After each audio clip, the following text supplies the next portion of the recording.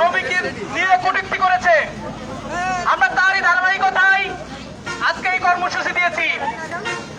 আমরা ভারতকে স্মরণ করিয়ে দিতে চাই, সারা পৃথিবীতে মুসলমান রয়েছেন, নবীকে নিয়ে এবং ইসলামকে নিয়ে কটূক্তি করলে তাদের হৃদয়ে রক্তক্ষরণ হয়। আমরা আরো স্মরণ করিয়ে দিতে চাই, ভারতের যেই দুই নেতা আমাদের ইসলাম এবং নবীকে নিয়ে কটূক্তি করেছে, তাদের ইতিমধ্যে আপনি শাস্তির আওতায় নিয়ে আসেন, তাহলে আমাদের বাংলাদেশের সাথে আপনাদের সম্পর্ক আগের মতো আর থাকবে না। এবং আমাদের যে অবর্তন সরকার রয়েছেন তাদেরকে আমরা বলতে চাই, আপনারা ন্যূনতম একটা বিবৃতি দিন, যাতে করে ভারত সাবধান হয়, এরকম কোনো কিছু করার আর সাহস না পায়।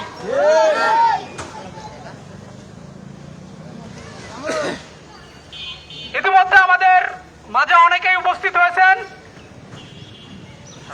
আশা মানব কল্যাণ সংস্থার সভাপতি ভাই সাব্বির রহমান হান্নান বক্তব্য রাখবেন।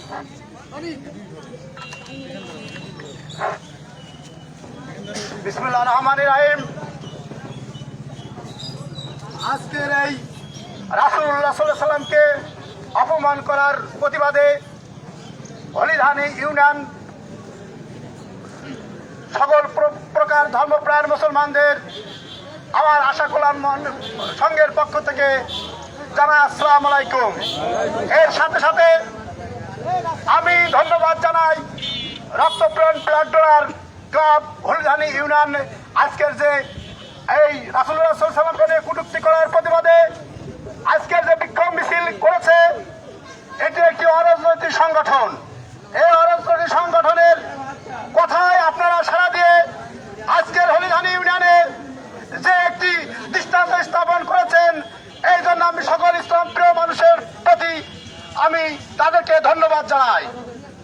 এর সাথে সাথে আপনারা জানেন, এর আগেও একটি রাসূলুল্লাহ সাল্লাল্লাহু আলাইহি সাল্লামকে নিয়ে কটূক্তি করেছিল, সেই সময় আওয়ামী লীগ সরকার ক্ষমতায় ছিল।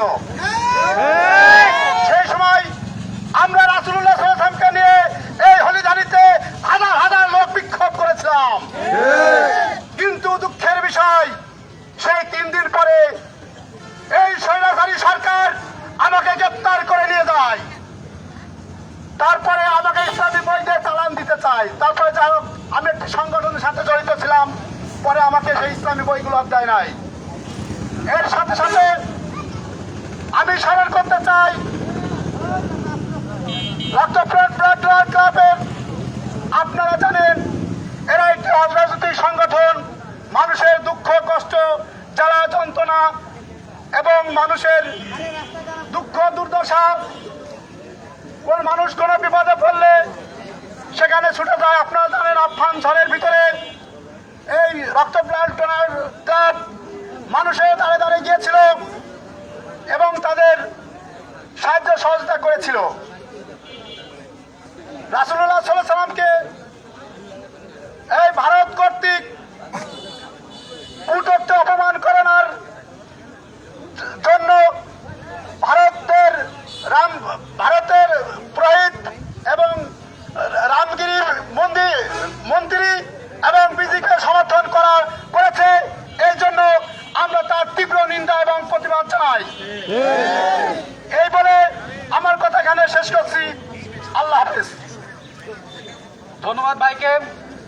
এই পর্যায়ে আমাদের মাঝে উপস্থিত হয়েছে উলামা মাশায়েখের সভাপতি ভাই সাইদুজ্জামান ভাই। আমি তাকে কিছু বলার জন্য অনুরোধ করছি। নারায়ে তাকবীর! নারায়ে তাকবীর!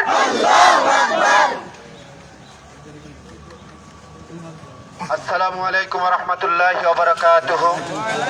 সম্মানিত উপস্থিতি, আপনারা খুব ভালো করে জেনেছেন আমাদের কলিজার সাথে সম্পর্ক সেই বিশ্বনবী মুহাম্মদ রাসূলুল্লাহ সাল্লাল্লাহু আলাইহি সাল্লামকে যারা তিরস্কার করেছে, যার সম্পর্কে কটূক্তি করেছে, বাংলাদেশের থেকে আজকের এই হলিধানি ইউনিয়নের এই যুব সমাজ ব্লাড ডোনেট আজকের এই যে কর্মসূচি বাস্তবায়ন করেছে, আজকের এই কর্মসূচির আলোকে আমাদের ছিল প্রতিবাদ সভা, সেই প্রতিবাদ সভায় আমরা অংশগ্রহণ করেছি।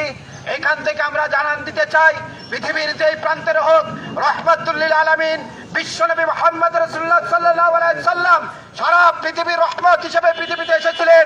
সুতরাং বিশ্বনবীর উম্মত যেখানেই থাকবে, পৃথিবীর যে প্রান্ত থেকে আল্লাহ রসুলকে অবমাননা করবে, একটা রসুলের উত্তরসূরি বেঁচে থাকা পর্যন্ত, একটা রসুলের উত্তরসূরির গায়ে এক ফোঁটা রক্ত থাকা পর্যন্ত আমরা রসুলের পক্ষে আন্দোলন চালিয়ে তার প্রতিবাদ জানাবই বলে।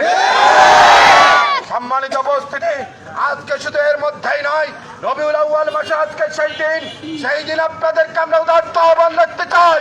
রসুলের আদর্শের মধ্য দিয়ে, রসুলের আদর্শ বাস্তবায়নের মধ্য দিয়ে বাংলাদেশের 18 কোটি মুসলমান আমরা আমাদের রসুলের প্রতি ভালোবাসার উদাত্ত আহ্বান রাখছি।